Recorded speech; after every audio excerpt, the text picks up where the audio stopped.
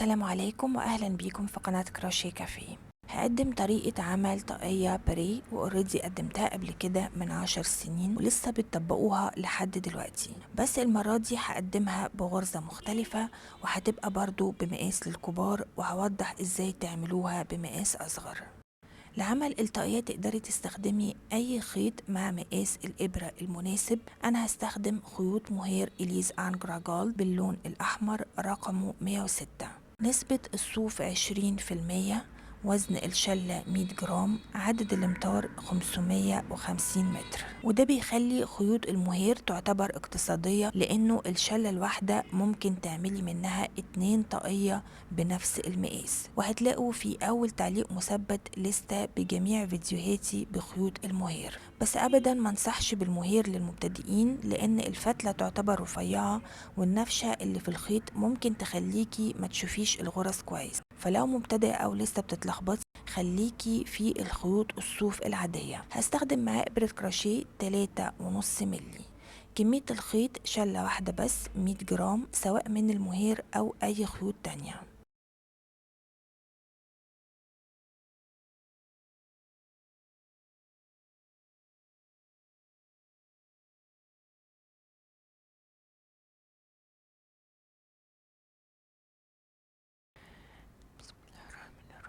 نبدأ شغلنا بعمل عقدة البداية من 4 سلاسل ونقفلهم بمنزلقة.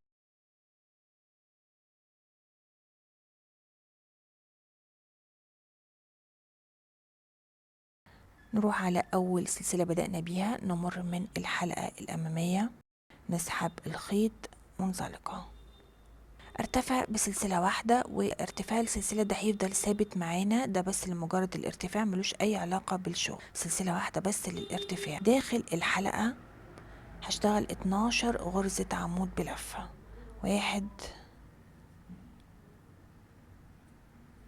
2، واكمل لحد ما يبقى عندي 12 عمود.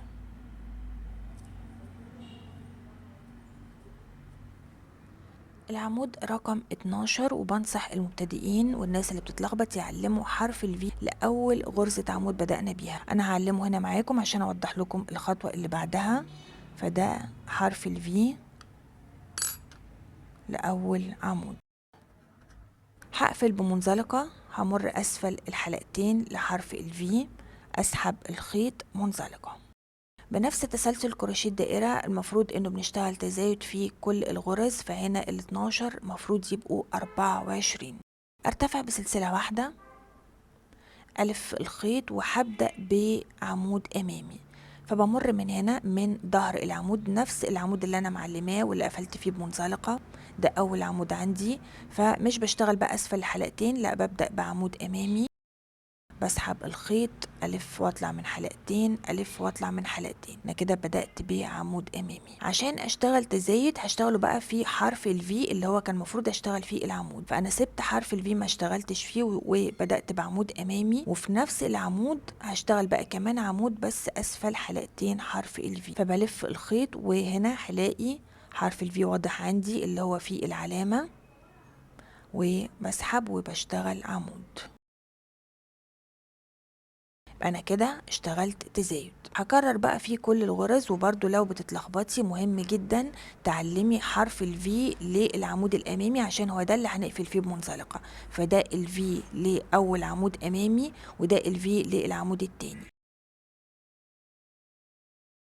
اكرر اروح على طول على العمود اللي بعديه، اشتغل امامي،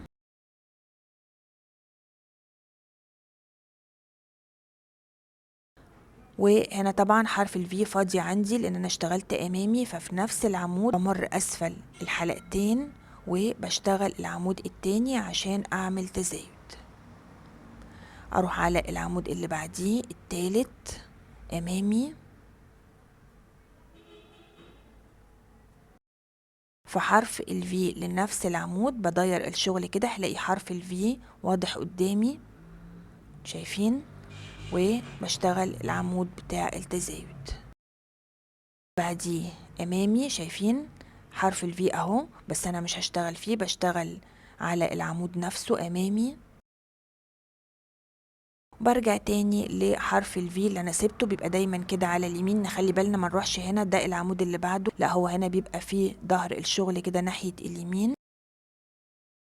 وصلت للعمود رقم 24. مهم جدا نعد غرز طول ما احنا بنشتغل، وكمان بعد ما نخلص نعد من حروف الفي 2 4 6 8 10، زي ما دايما بقول لكم عدوا من حروف الفي عشان تبقى الغرز اوضح. خلاص ده العمود رقم 24. انا وصلت لنهاية الراوند، همر اسفل الحلقتين اسحب الخيط منزلقة. الفكرة بعد كده انه هيفضل ثابت معانا نشتغل في غرزة العمود الامامي بس، هتفضل العواميد اللي بعدها هي اللي هتزيد. فهنا عندي عمود امامي، في هنا بعدها عمود واحد، ففي الراوند ده هيبقوا عمودين، بعد كل عمود امامي هيبقى فيه عمودين، الراوند اللي بعديه بعد كل عمود امامي هيبقى فيه 3، بعد كده هيبقى فيه بعديه 4 و5 وهكذا. ثابت معايا العمود الامامي، بفضل اشتغل فيه عمود امامي فبرتفع بسلسله واحده، وهنا بروح على العمود الامامي ماليش دعوه بالعمود اللي بعديه. خلي بالنا ده حرف الفي، وده العمود اللي احنا اشتغلناه في التزايد في الراوند اللي قبله، فانا بركز بس على العمود الامامي لوحده وبشتغل فيه عمود امامي.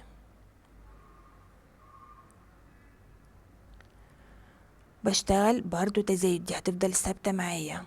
بروح على حرف الفي للعمود، وهنا في ظهر الشغل بشتغل اسفل الحلقتين عمود عشان يبقى فيه تزايد.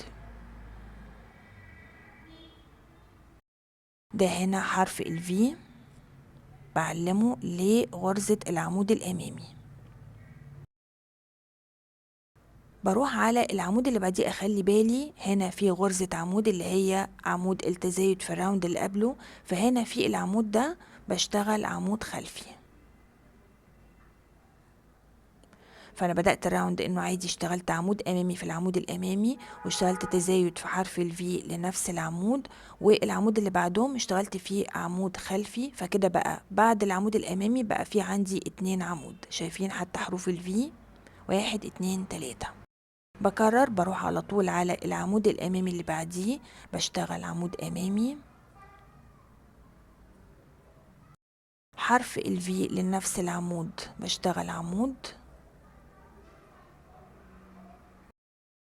العمود اللي بعدهم اللي هو عمود التزايد في الراوند اللي قبله بمر وبشتغل عمود خلفي.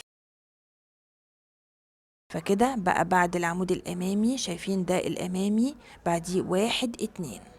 بس كده بقى في كل عمود امامي بفضل اشتغل عمود امامي مع تزايد. في نفس العمود بشتغل عمود، ده كده 1، والعمود التاني بشتغل عمود خلفي فده كده 2، فبقى عندي غرزتين عمود بعد الامامي.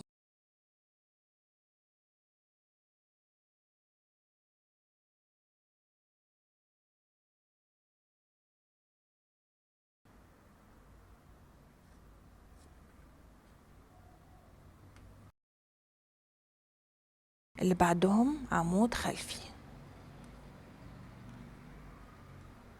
شايفين امامي وبعديه غرزتين عمود. كل راوند من التزايد عدد الغرز بيزيد 12، فانا كان عندي 24 فهنا عندي 36 2 4 6 8 10، عدد الغرز 36. انا كده خلاص شغلي صحيح، ببدأ اقفل الراوند، واهم حاجة الشغل يفضل ماشي بنفس التسلسل ونفس الاعداد. هروح على اول عمود ومنزلقة. الراوند اللي بعديه بكرر نفس الخطوات، بس بعد العمود الامامي هيبقى في 3 زي ما قلت لكم، هيبقوا 3 4 5 6 وهكذا. ارتفع بسلسلة واحدة، اشتغل عمود امامي،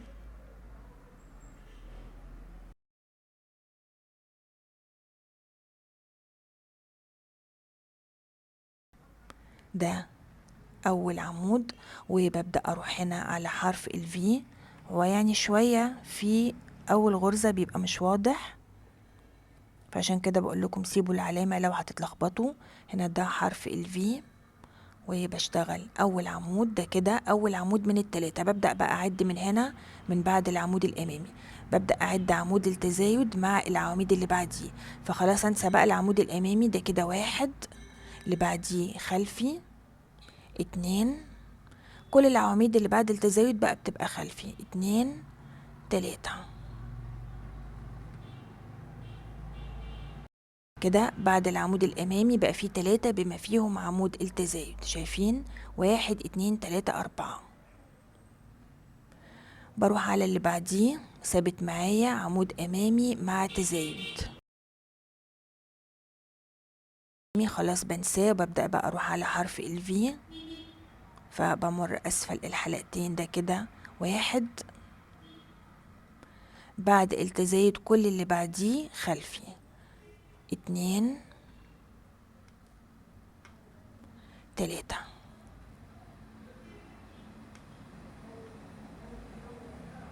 شايفين؟ اروح على اللي بعديه عمود امامي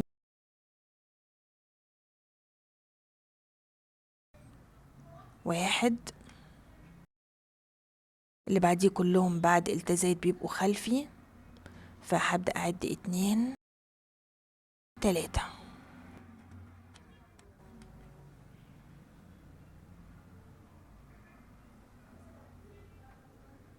نهاية راوند رقم 4، عدد الغرز 48. مهم جدا جدا العدد وتسلسل الشغل مع الخطوات، وهنشوفها مع بعض مرة كمان. هقفل بمنزلقة، بس المرة دي انا حابة اقفل بمنزلقة بطريقة الوصل الخفي، شرحتها بالتفصيل في فيديو قبل كده وهسيبه لكم في اول تعليق. الخيط بيبقى اعلى الابرة، ببدأ امر اسفل الحلقتين، بس مش من امام الشغل، لا هنا من خلف الشغل اسفل الحلقتين، واسحب الخيط واخرج بيه من اسفل الحلقتين وكمان من الحلقة اللي على الابرة. الطريقة دي بتخلي الوصلة تبقى ناعمة جدا ومفيش الخط البارز الناتج عن القفل بمنزلقة. لو صعب عليكي خليكي في الطريقة العادية اللي شفناها في بداية الشغل. برتفع بسلسلة واحدة واكرر نفس الخطوات. هنا عندي بعد العمود الامامي في 3، فانا هخليهم 4، فثبت معايا عمود امامي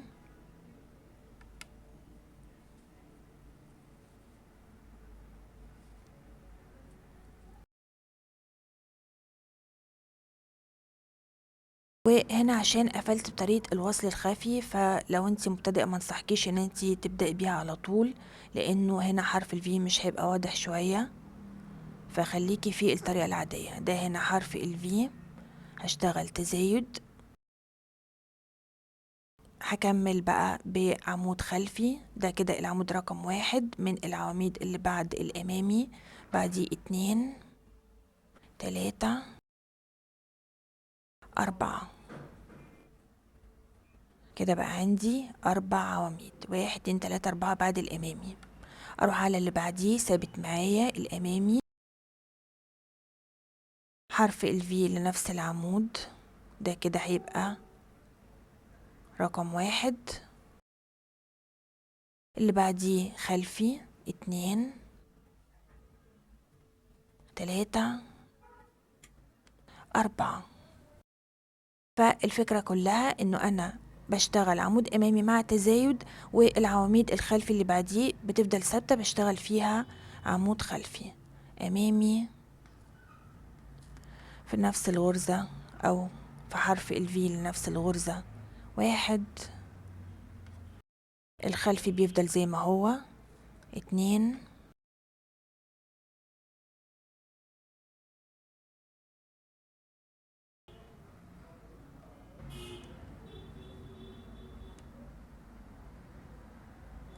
وصلت الراوند رقم 15، وعدد العواميد عندي من بعد الامامي، ده هنا الامامي في بداية الراوند، عدد العواميد بعده 2 4 6 8 10 12 14 عمود بعد الامامي. فكرة الطاقية البري هي نفس خطوات الطاقية العادية اللي بتبدأ بدائرة، بس بنزود قطر الدائرة 10 ل 12 سنتي عن المقاس المعتاد.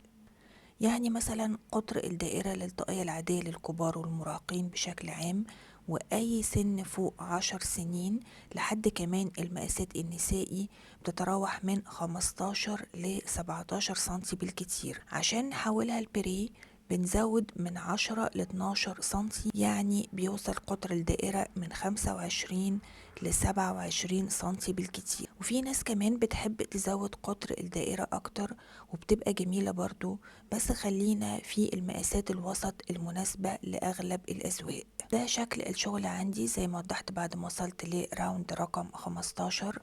ده الوش اللي احنا بنشتغل عليه، وده هنا الوش التاني. شايفين الاتنين أجمل من بعض. لما نقيس قطر الدائرة لازم نفردها كويس جدا عشان نحدد بالظبط المقاس الصحيح. مينفعش مثلا نقيس من هنا لحد الجزء ده، لا، لازم من عند هنا من العمود الأمامي للعمود الأمامي المقابل. فهنا القطر وصل معايا ل26 سنتي. انا خلاص هكتفي بالمقاس ده. بس النقطة المهمة اللي لازم اوضحها، عشان دايما في ناس مبتدئة وفي ناس جديدة، انه حتى لو انت بتعملي نفس المقاس بس بتستخدمي خيط مع مقاس ابرة مختلف، فممكن يختلف معاكي عدد الراوندات. بمعنى انه انا بالنسبة لسمك الخيط ومقاس الابرة اللي انا بشتغل بيه وصلت لمقاس 26 سنتي في راوند رقم 15. لو انت بتستخدمي خيط مثلا السمك بتاعه ادخن مع ابرة بمقاس اكبر، فممكن توصلي للمقاس ده مثلا في راوند رقم 12 او 13. فعشان كده لازم تعتمدي على القياس بالسنتي مش عدد الراوندات. الخطوة اللي بعدها هنشتغل راوند واحد بس بدون اي تزايد، هيفضل عدد العواميد ثابت. خلاص بقى مش هنشتغل هنا تزايد في الامامي ولا اي حاجة، هنشتغل في الامامي غرزة واحدة، والعمود الخلفي هيفضل برضو العدد ثابت زي ما هو. مهم جدا جدا الناس اللي بتتلخبط او بتنسى ان هم يستخدموا علامة الغرز، وانا هنا سايباها عشان افكركم بالمعلومة دي، لان وارد جدا ما تبقيش عارفة بداية الراوند من نهايته، لان الغرز هنا قصيرة فممكن تتلخبطي او حاجة. فمهم تستخدمي دايما علامة الغرز في العمود الامامي اللي في بداية الراوند. هرتفع بسلسلة واحدة، ابدأ اشتغل اول عمود امامي. خلاص بقى زي ما وضحت مفيش بقى تزايد ولا اي حاجة خالص، فهروح على طول على عدد العواميد اللي بعديه. نخلي بالنا دايما من العمود اللي بيبقى بعد الامامي على طول، وهيفضل العدد عندي ثابت. من هنا هبدأ اعد عشان اتأكد برضو ان شغلي صحيح. 1 2 3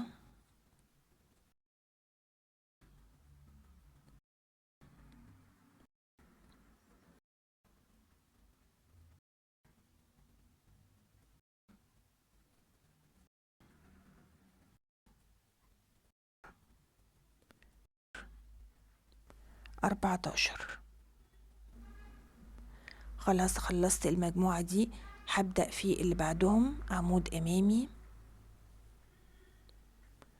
وهشتغل في 14 عمود خلفي. خلصت الراوند، والخطوة اللي بعدها هنبدأ راوندات من التناقص. والخطوات اللي اشتغلنا بيها دي هتبقى ثابتة معانا في أي مقاس بنعمله، وكمان في أي نوعية خيط بتشتغلي بيه. نرتفع بسلسلة واحدة ويفضل ثابت معانا العمود الأمامي زي ما هو.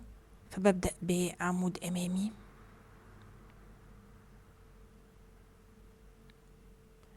هنا في العمود الخلفي اللي بعديه ببدأ اشتغل تناقص، فبمر وبشتغل عمود خلفي برضو بنفس الخطوات المعتادة.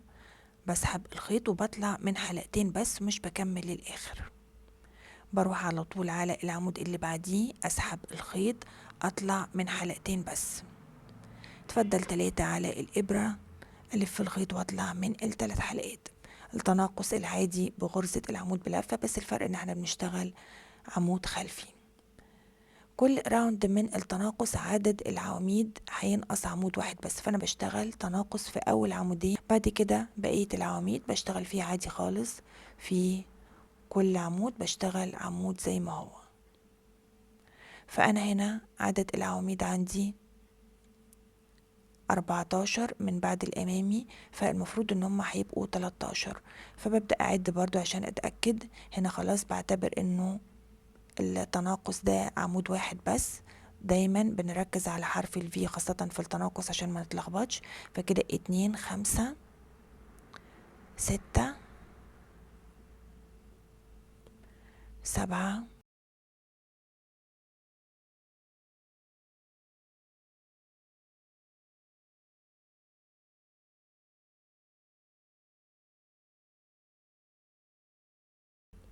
13.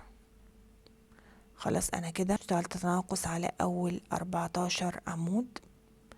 هنقل على بداية المجموعة اللي بعدهم. العمود الامامي ثابت معايا زي ما هو، بشتغل امامي على طول. العمودين اللي بعديه اهم حاجة نخلي بالنا من عمود التزايد اللي هو في الراوندات اللي قبليه، دايما بيبقى متداري كده بعد العمود الامامي. فببدأ اشتغل تناقص، اول عمود، التاني،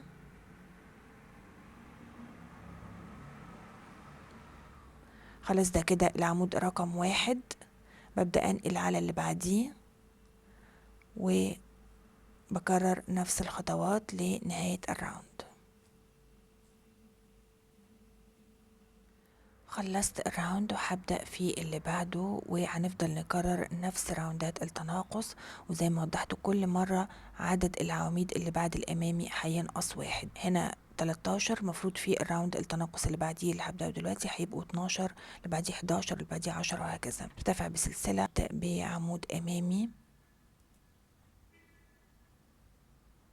وزي ما قلت لكم مهم جدا جدا انتوا تستخدموا علامة الغرز عشان تبقوا عارفين بداية الراوند من نهاية.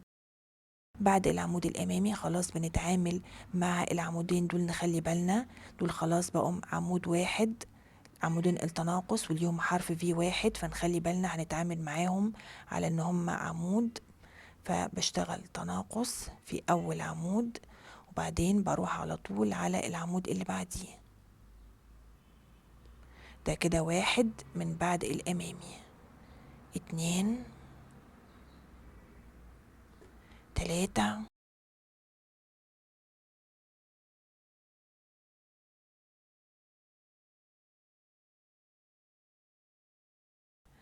12. كده انا خلاص اتأكدت ان شغلي صحيح، وببدأ اكرر نفس الخطوات. بنقل على المجموعة اللي بعدهم، اول عمود امامي، ببدأ بعديه على طول التناقص. نخلي بالنا هنا العمودين دول خلاص بقوا عمود واحد، فباخدهم كده الاتنين مع بعض. العمود اللي بعدهم او اللي بعديه، بس بفضل اكرر راوندات التناقص. وبرضو باكد تاني اهم حاجة طول ما انتي محافظة على علامة الغرز مع العدد، الشغل هيمشي معاكي بشكل صحيح جدا ومش هيبقى فيه اي اخطاء.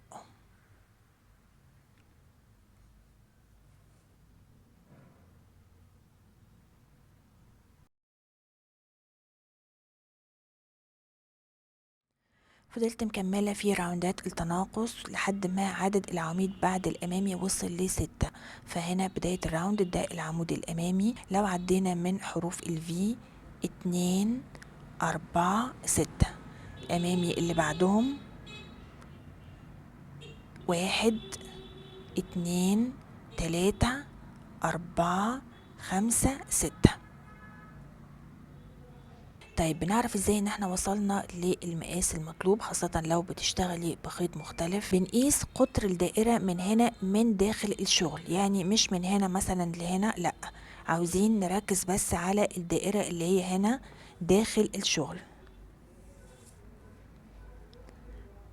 فهنا قطر الدائرة وصلت عندي لحوالي تقريبا 17 سنتي. فاحنا بنرجع تاني الدائرة للمقاس الأصلي والعادي للطوال، بس بنزود عليه كمان درجة زيادة عشان تدي وسع شوية، لأنه احنا لسه هنشتغل الإطار، والإطار ده هيضم معانا البري كمان شوية. فالافضل انه بنسيب المقاس مرتاح سنتي زياده. كمان برضو الافضل لو انت بتعمليها لنفسك او لشخص موجود قدامك تقيسي عليه وتتاكدي من المقاس ان هو مرتاح ومعقول على الراس، ما يبقاش واسع قوي بزياده وبرضو ما يبقاش ماسك قوي، لا يبقى ماسك على الراس بشكل معقول. هنعمل اطار بسيط بغرزة البليسيه عمود امامي وعمود خلفي. بنرتفع برضو بسلسلة واحدة، وفي اول عمود امامي برضو بنشتغل عمود امامي، اللي بعديه عمود خلفي، ونخلي بالنا كويس جدا من غرز التناقص، واللي بعديه عمود خلفي.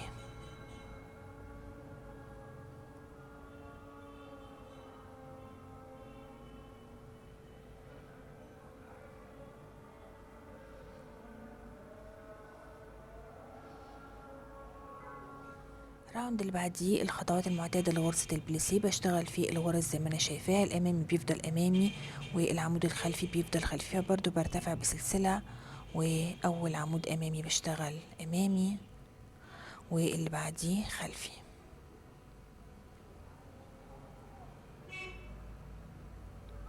بفضل اشتغل راوندات من البليسيه لحد ما الاطار يوصل معايا للشكل والطول المطلوب.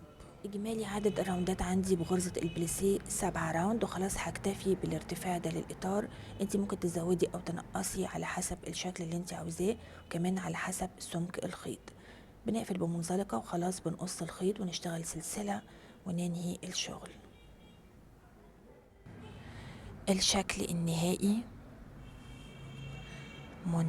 منتهى الشياكة والجمال، احلى واشيك بكتير من اي تصميم ممكن نشتريه جاهز. ده هنا الوش اللي احنا شغالين عليه، ممكن كمان تتلبس من الناحية التانية. ده شكلها، شايفين من الناحية التانية برضو شكلها جميل جدا جدا.